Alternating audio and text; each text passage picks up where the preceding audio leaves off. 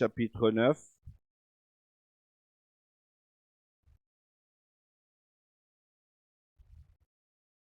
Et je vais lire les versets 23 à 27. Évangile de Luc, chapitre 9, versets 23 à 27. Puis il dit à tous, « Si quelqu'un veut venir après moi, qu'il renonce à lui-même, qu'il se charge chaque jour de sa croix et qu'il me suive. Car celui qui voudra sauver sa vie la perdra, mais celui qui la perdra à cause de moi la sauvera. Et que servirait-il à un homme de gagner le monde entier s'il se détruisait ou se perdrait lui-même? Car quiconque aura honte de moi et de mes paroles, le Fils de l'homme aura honte de lui, car il viendra dans sa gloire et dans celle du Père et des saints anges. Je vous le dis en vérité, quelques-uns de ceux qui sont ici ne mourront point, qui n'aient vu le royaume de Dieu.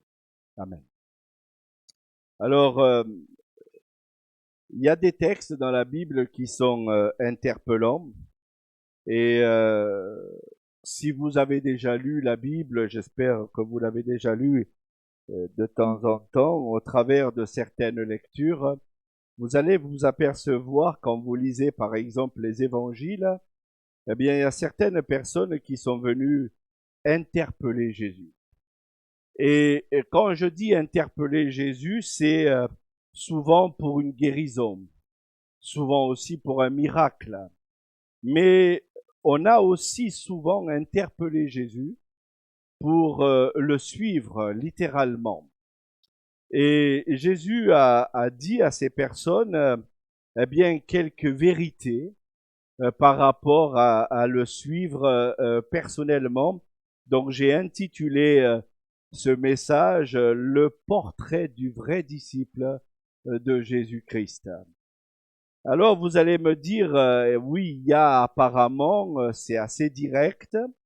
Le Seigneur est assez direct avec les personnes qui veulent croire en lui, qui veulent le suivre. Et le Seigneur n'a pas pris 4 chemins, comme on dit aujourd'hui, pour dire à ces personnes, eh bien, si tu veux me suivre, eh bien, voilà certaines conditions pour venir me suivre. Obéissance à ses commandements, abnégation totale, même jusqu'à la mort s'il le faut.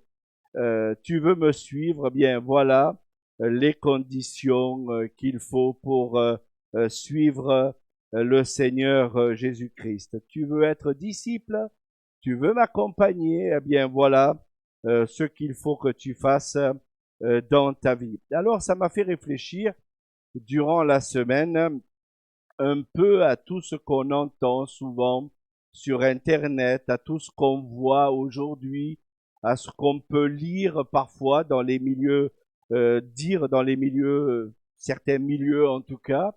Je me dis, mais c'est parfois une complète contradiction avec ce qu'on peut entendre parfois aujourd'hui au XXIe siècle. Et c'était déjà une contradiction du temps de l'Église primitive avec certains faux docteurs. Et le Seigneur, au travers de ce passage, nous montre bien que le Seigneur a mis des barrières bien claires par rapport à le suivre totalement. Alors, que dit notre monde aujourd'hui pour être disciple de Jésus-Christ? Alors certains prétendent que si tu veux être un disciple de Jésus-Christ, il faut être riche, beau et en bonne santé. Voilà ce qu'on peut entendre aujourd'hui dans certains milieux, et tu posséderas la bénédiction. Si tu es beau, riche et en pleine santé, tu peux devenir un disciple de Jésus-Christ et tu seras donc en pleine bénédiction avec Dieu. Mais ils oublient souvent de dire, beau, riche et en bonne santé, si Dieu le veut.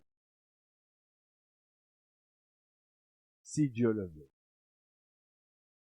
D'autres soutiennent l'idée que pour se sentir bien, pour être disciple de Jésus-Christ, il faut améliorer l'image de soi, éliminer toutes les pensées négatives. On a approuvé l'idée de adopte la méthode Coué, la pensée positive. Une bonne journée, dis Amen. Si tu vois ce message, dis Amen. Si tu te sens bien, passe ce message à ton voisin. Surtout, pas de message négatif, mais le pouce vers le haut. C'est à la mode aujourd'hui. Le pouce vers le haut. Certains vont prétendre aujourd'hui, ils ont même inventé une réforme où abandonne la théologie centrée sur Dieu, mais concentre-toi sur l'homme, concentre-toi sur l'estime de soi et oublie le message de centrer sur Dieu. Voici ce que l'apôtre Paul a dit en son temps à un jeune Timothée qui luttait déjà avec certains enseignements qui étaient donnés déjà à l'époque. Sache que dans les derniers temps, il y aura des temps difficiles, car les hommes seront égoïstes. Je vais prendre l'actualité qui est vraiment frappante de nos jours, mais je suis en train de lire la Bible, mes amis, et je ne fais que lire la Bible ce matin. Sache que dans les derniers temps, il y aura des temps difficiles, car les hommes seront égoïstes, amis de l'argent, fanfarons, hautains, blasphémateurs, rebelles à leurs parents, ingrats, irreligieux, insensibles, déloyaux, calomniateurs, intempérants, cruels, ennemis de gens de bien, traîtres, emportés, enflés d'orgueil, aimant le plaisir plus que Dieu, ayant l'apparence de la piété, mais reniant ce qui en fait la force. Éloigne-toi de ces hommes-là. Voilà ce que Paul dit à ce jeune Timothée à l'époque, qu'il dénonce l'attitude de certaines personnes, et je pense que nous avons, nous, en tant qu'enfants de Dieu, à nous rappeler que accepter Jésus, suivre Jésus, a des conditions, et le Seigneur les a données clairement dans ce passage, et nous avons besoin, nous, de nous les rappeler. Notre monde va mal, la société d'aujourd'hui va pas bien, et il faut se préparer au pire. Vous en voulez quelques exemples qu'il faut se préparer au pire? J'ai lu dans certains articles que je reçois sur mon téléphone portable, un pasteur dans le 91 a été menacé par un individu avec un marteau à la main. Bon, nous, le marteau, on s'en sert pour taper sur les clous, mais pas pour taper sur un pasteur. Mais ça s'est passé dans une église évangélique dans le 91. Je me dis, mais j'entendais pas ce genre de choses dans l'actualité. Il y a quelques années en arrière, je suis un enfant de Dieu depuis maintenant 30 ans. J'ai jamais entendu ce genre de choses dans les églises. Une église baptiste en Hongrie vandalisée par des tags « Dieu est mort ». Je me dis, vous savez, ça m'interpelle, hein. Ça va pas bien, notre monde ne va pas bien et ne va pas aller de mieux en mieux. Et le Seigneur rappelle à ces personnes qui venaient le voir, que déjà de son temps, le Seigneur a mis des conditions. Si tu veux me suivre, voilà les conditions qu'il faut pour me suivre. Ça coûte de suivre Jésus. Ça coûte de devenir un enfant de Dieu. Dire que en devenant un enfant de Dieu, je suis beau, riche et bien portant, c'est un mensonge. Et de le dire ouvertement, ça montre bien que nous devons faire attention à ce genre de paroles. Oui, la vie chrétienne n'est pas un long fleuve tranquille. Oui, la vie chrétienne est un combat. Il y a des luttes, mais il y a aussi des victoires. Et il faut le dire. Mais devenir un enfant de Dieu n'arrange pas toujours toutes choses. Et ça résout pas tous les problèmes du monde. Le Seigneur a averti déjà dans son temps que devenir un enfant de Dieu, eh bien, il y a certains principes et Jésus a averti, ne croyez pas que je suis venu apporter la paix sur la terre. Je ne suis pas venu apporter la paix, mais l'épée, car je suis venu mettre la division entre l'homme et son père, entre la fille et sa mère, entre la belle-fille et la belle-mère, et l'homme aura pour ennemi les gens de sa maison. Alors je me dis, mais c'est les paroles du Seigneur Jésus-Christ. J'espère que vous avez jamais eu pour ennemi les gens de votre maison, mais ça peut arriver. Et la Bible le dit clairement, et le Seigneur le dit clairement, ça a un prix de suivre le Seigneur Jésus-Christ. Ça coûte parfois de suivre le Seigneur Jésus-Christ. J'aimerais vous montrer en tout cas quelques exemples de personnes qui sont venues interpeller le Seigneur Jésus-Christ et ils ont voulu le suivre.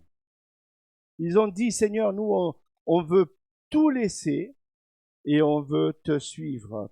Alors les premières personnes que j'ai trouvées dans la Bible qui ont suivi le Seigneur Jésus-Christ, ce sont les disciples du Seigneur Jésus-Christ. Qu'est-ce que ces personnes ont laissé pour suivre le Seigneur Jésus-Christ? Matthieu chapitre 4, les versets 18 à 22. Voici ce qu'il est dit. Comme il marchait le long de la mer de Galilée, il vit deux frères, Simon appelé Pierre et André son frère, qui jetaient un filet dans la mer, car ils étaient pêcheurs. Et il leur dit, suivez-moi. C'est le Seigneur qui parle. Suivez-moi. Et je vous ferai pêcheurs d'hommes. Aussitôt, ils laissèrent leur filet et le suivirent. De là, étant allé plus loin, il vit deux autres frères, Jacques, fils de Zébédée, et Jean, son frère, qui étaient dans une barque avec Zébédée, leur père, et qu'ils réparaient leur filet. Il les appela, et aussitôt ils laissèrent la barque et leur père et le suivirent. Je me dis, si vous regardez avec moi, je ne sais pas si vous avez déjà rencontré un inconnu ou une personne qui vous dit, hey, come on, suis-moi. C'est ce que le Seigneur a fait directement vis-à-vis de ses disciples. La Bible nous dit qu'ils laissèrent aussitôt, donc dans la rapidité, ils ont laissé leur filet et leur barque pour suivre le Seigneur Jésus-Christ. Il n'y a pas à négocier quand on veut suivre avec le Seigneur Jésus-Christ. Il n'y a pas de condition à suivre le Seigneur Jésus-Christ. La Bible nous montre que c'est un engagement de suivre Jésus-Christ. C'était un engagement dans la venue du Seigneur Jésus-Christ.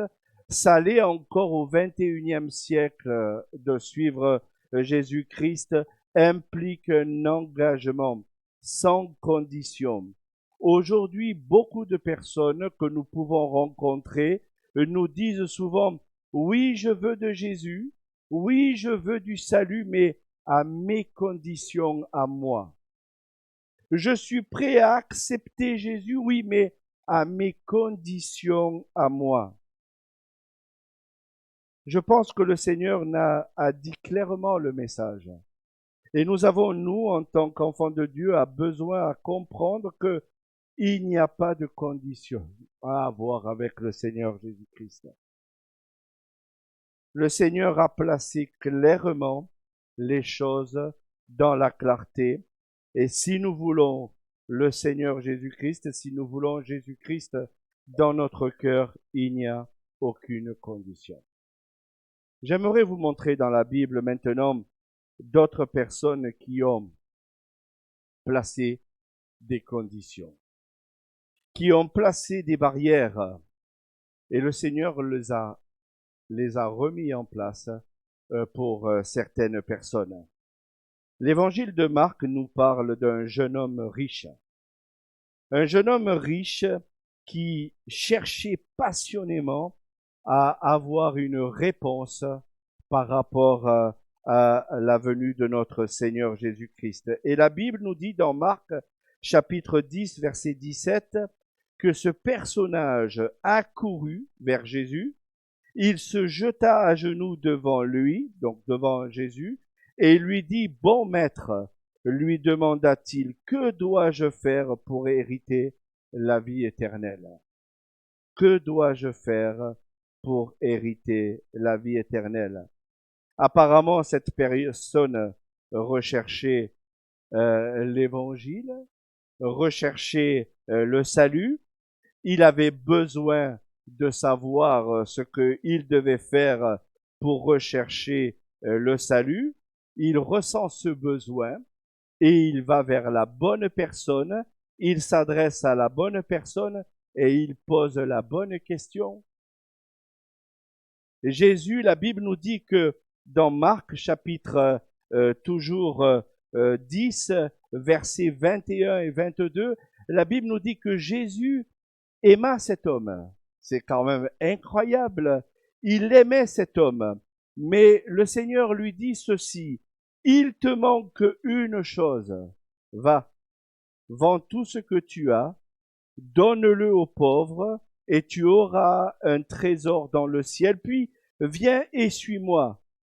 Mais affligé de cette parole, cet homme s'en alla, tout triste, car il avait de grands biens, nous dit la Bible. Le Seigneur lui dit, d'accord, pas de problème, tu veux me suivre, mais il n'y a aucune condition à me suivre. Par contre, tu as un problème avec tes richesses. Moi, je te les conseille. Vends tout ce que tu auras un trésor dans l'éternité et viens et suis-moi. Tu es prêt à croire en Jésus? Suis-le sans condition. Suis-le sans condition. Si tu dois laisser ta Rolex, laisse-la. Si tu dois laisser ta Ferrari, laisse-la.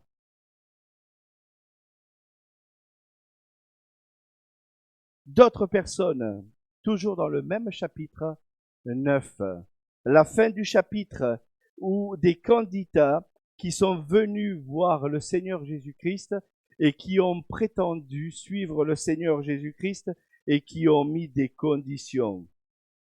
Le premier des candidats, chapitre 9, verset 57, Seigneur, je te suivrai partout où tu iras. Et voici ce que le Seigneur répondit à cette personne-là. Les renards ont des tanières et les oiseaux du ciel ont du nid, mais le Fils de l'homme n'a pas un lieu où je puisse reposer sa tête.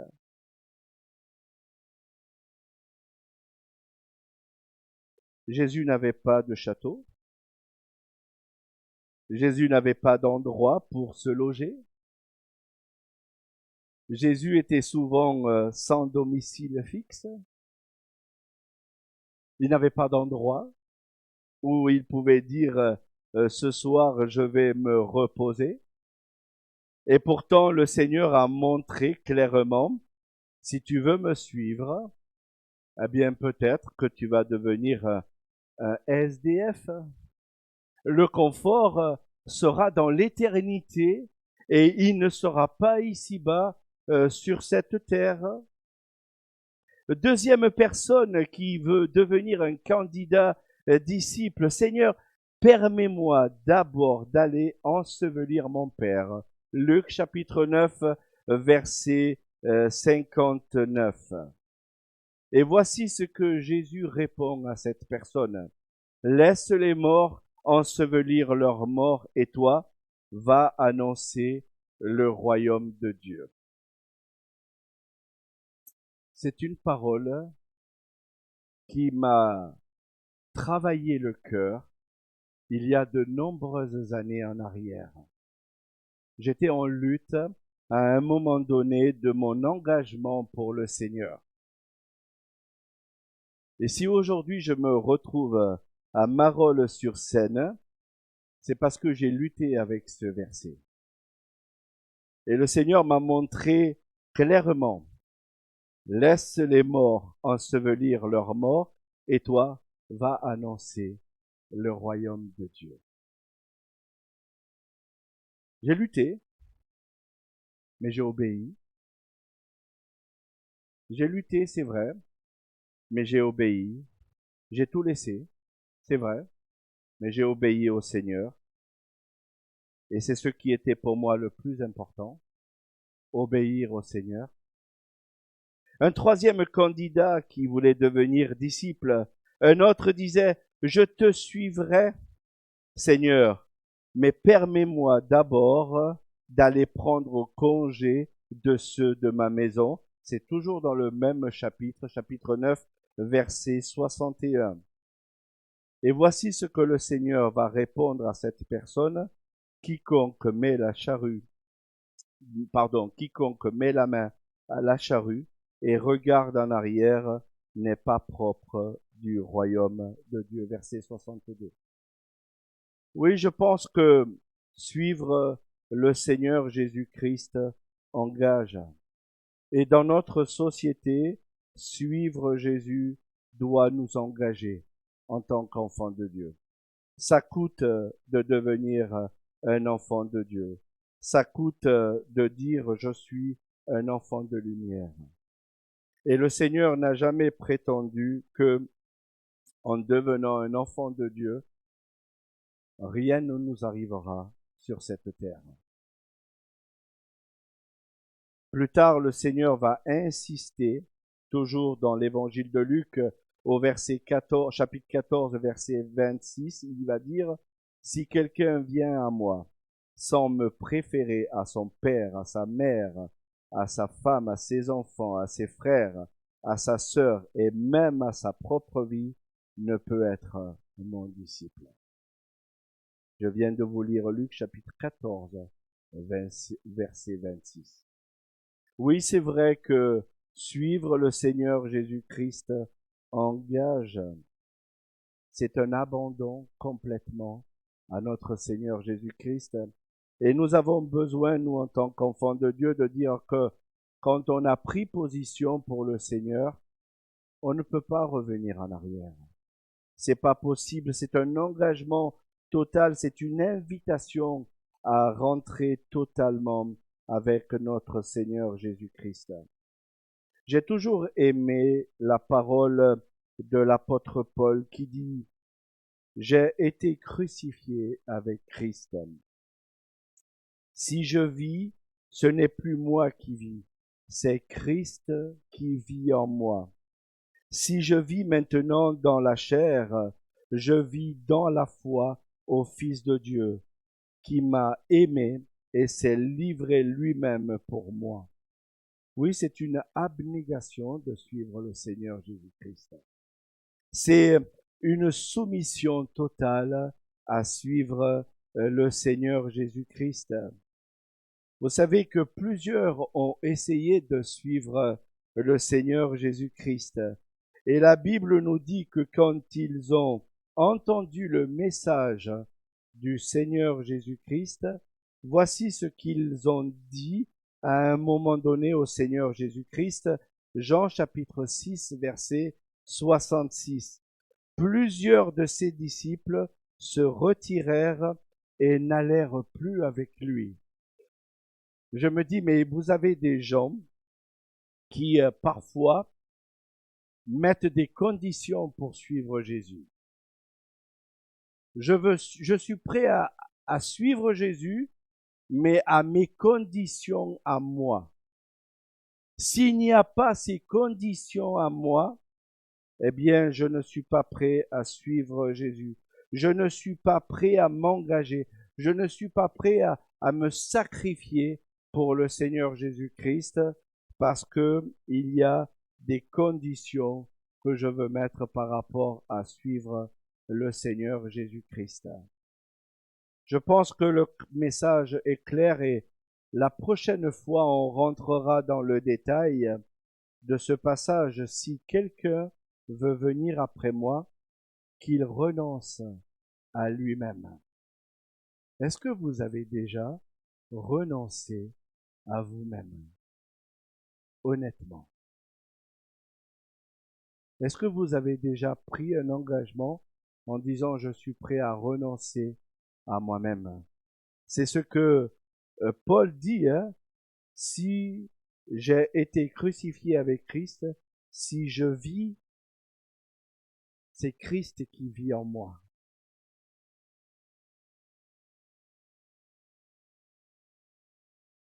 Il dira plus tard qu'il se charge chaque jour de sa croix. On va rentrer dans le détail la prochaine fois. Qu'est-ce que ça veut dire se charger de sa croix?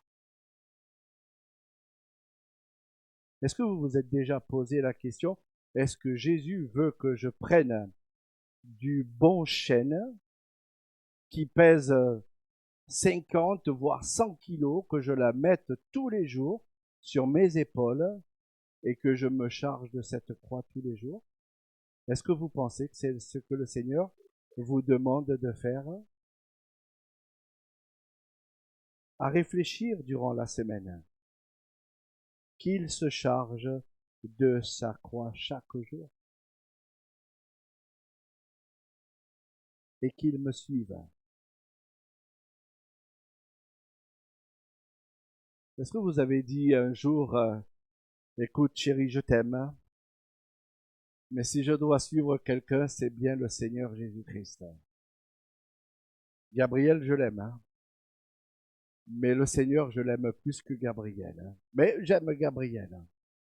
Le Seigneur m'a redonné une responsabilité, mais si je dois aimer quelqu'un avant tout, c'est le Seigneur Jésus-Christ. Oui, le Seigneur nous demande de le suivre sans condition. Et nous avons besoin, nous aussi, en tant qu'enfants de Dieu, de nous le rappeler. J'aimerais vous lire Luc chapitre 14. Luc chapitre 14.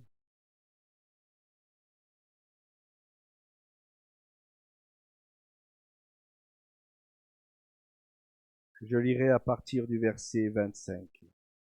De grandes foules faisaient route avec Jésus. Il se retourna et leur dit, si quelqu'un vient à moi, et s'il ne hait pas son père, sa mère, sa femme, ses enfants, ses frères, ses sœurs et même sa propre vie, ne peut être mon disciple.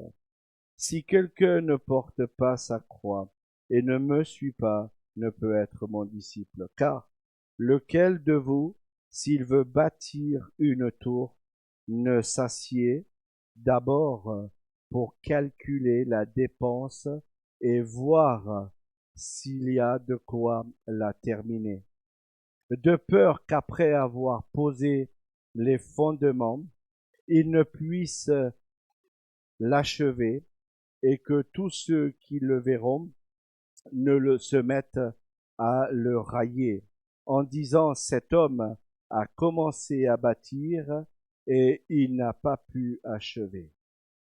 Ou quel roi, s'il va faire la guerre à un autre roi, ne s'assied d'abord pour examiner s'il peut avec 10 000 hommes, marcher à la rencontre de celui qui vient l'attaquer avec 20 000.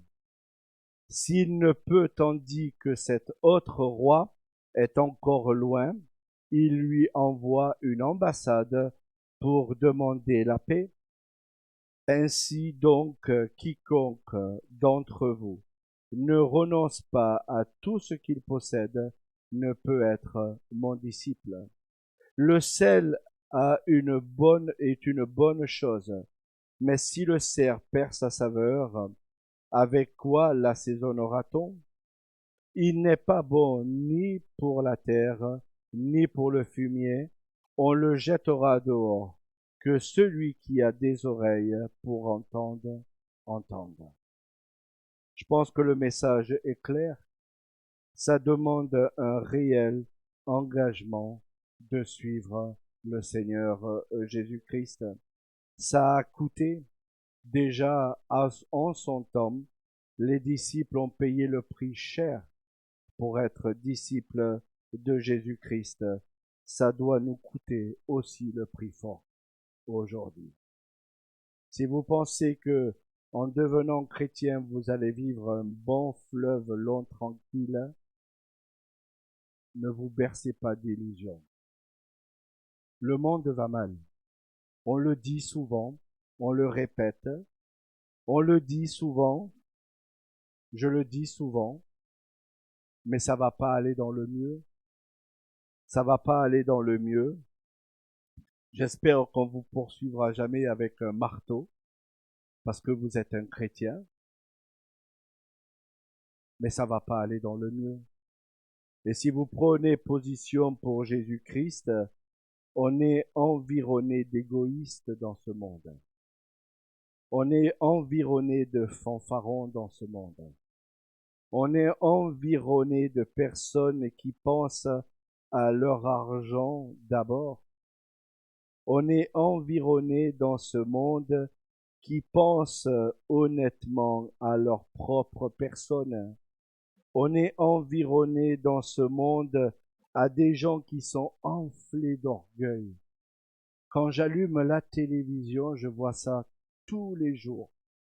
Et pas que dans notre pays. Et pas que dans notre pays.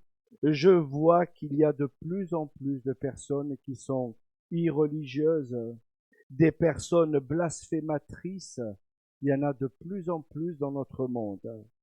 Des personnes qui sont cruelles, intempérants, calomniateurs. Il y en a de plus en plus dans ce monde.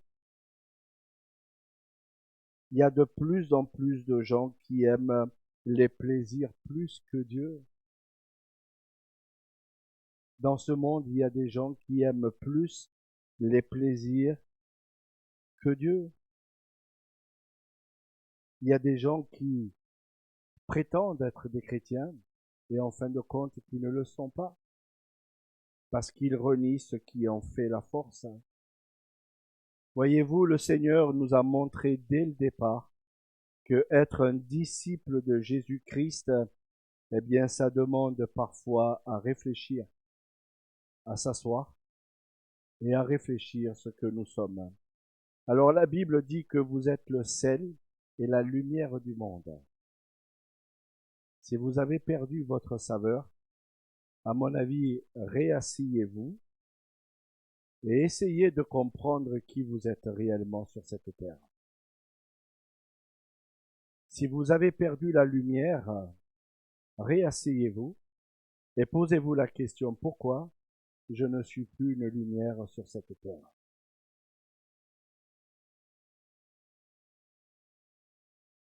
Amen. Je vais prier. Seigneur, je voudrais te remercier pour ces quelques versets. Je voudrais aussi te remercier de nous montrer que ton message était direct. Et tu as dit à toutes les personnes qui venaient te voir, qui voulaient te suivre, tu leur as dit, il n'y a aucune condition pour suivre le Seigneur. Et ça implique un réel engagement. Alors c'est vrai qu'aujourd'hui, certaines personnes peuvent dire, oui, mais il n'y a pas de mais avec toi. Et je veux te prier, Seigneur, pour que vraiment notre monde comprenne que devenir disciple, ça implique un réel engagement et que ça coûte d'être un réel disciple de Jésus-Christ. Seigneur, permets que nous ne perdions pas notre lumière. Seigneur, permets que nous soyons toujours des hommes et des femmes de saveur dans cette terre. Seigneur, permets que nous portions la paix sur cette terre et non pas l'épée. Mais permets aussi, Seigneur, que nous puissions être des hommes et des femmes réellement engagés pour toi. À toi en revienne toute la gloire. Au nom du Seigneur Jésus-Christ. Amen.